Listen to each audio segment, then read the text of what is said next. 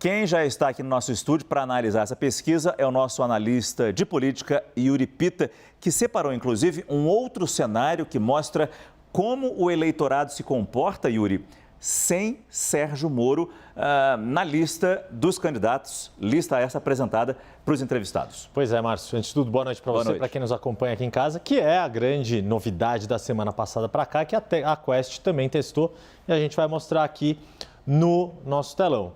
A gente tinha aqui o primeiro cenário, que ainda se incluía Sérgio Moro, com 6%. E aí, para onde vão esses 6 pontos percentuais? Sim. A Quest dá algumas pistas.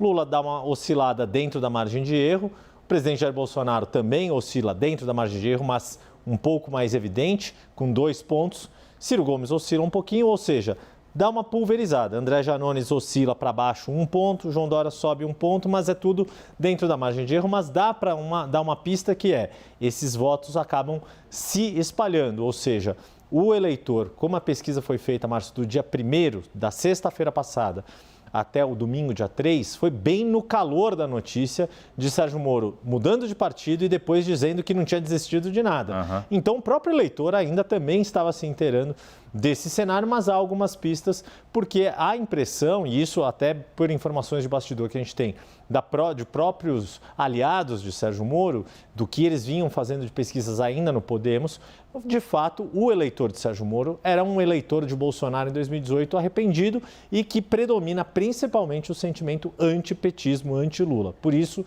sem Sérgio Moro, ele procura alguém para votar contra o ex-presidente Lula, Márcio. Agora, nessa pesquisa também aparece, inegavelmente, um crescimento do presidente Jair Bolsonaro. Como nas outras pesquisas, isso também vem acontecendo. Yuri separou um detalhamento mostrando as taxas de rejeição e aprovação do presidente e como isso impacta, ou a gente pode fazer já uma projeção, para a possibilidade de reeleição dele. Ela vai mostrar um cenário bem interessante, que é um recorte exclusivo que já vai aparecer aqui. Antes de a gente explicar esse histórico aqui, é importante a gente entender que a Quest é um instituto um pouco mais recente, que está com esses indicadores aqui do Jair Bolsonaro. Por que a gente pegou indicadores de Fernando Henrique Cardoso, mais ou menos entre fim de março, começo de abril de 1998, feitos pelo Ibope, o antigo Ibope, Lula, em março ou abril, fim de março, começo de abril de 2006 e Dilma Rousseff no fim do primeiro trimestre, fim de março, começo de abril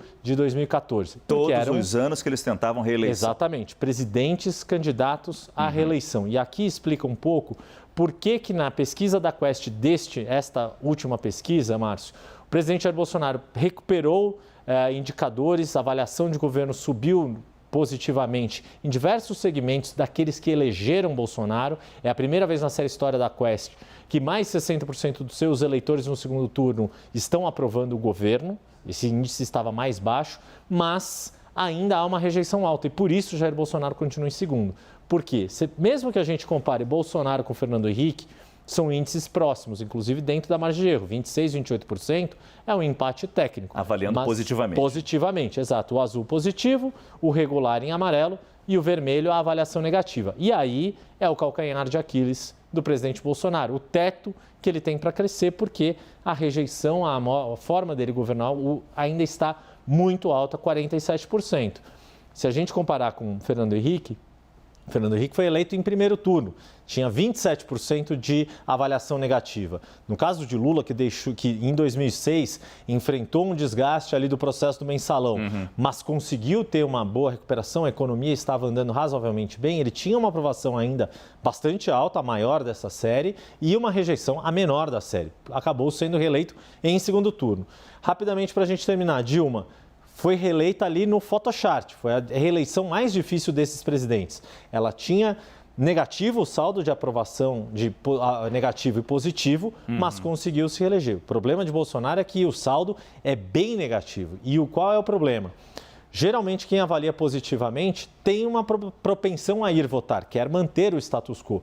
Quem avalia negativamente nem sempre vai votar. Isso, por um lado, pode ajudar o presidente Bolsonaro, porque aqueles 47% tem gente que fala, tá tudo ruim, não estou gostando do que vai, nem se preocupa em ir para a urna. Mas é um teto importante. E é interessante perceber também o índice de regular Que é o eleitorado em disputa. É um eleitorado em disputa. Exatamente. E aqui é menor. Em Bolsonaro, a gente percebe que é bem menor que os outros. E vai diminuindo. O que é isso? É a polarização. É o confronto que está bastante acentuado neste momento. E Yuri Pita volta ainda nessa edição do CNN Prime Time com outras análises, principalmente porque daqui a pouco a gente vai trazer os resultados do Datafolha para os estados do Rio e São Paulo. Obrigado por enquanto, Yuri.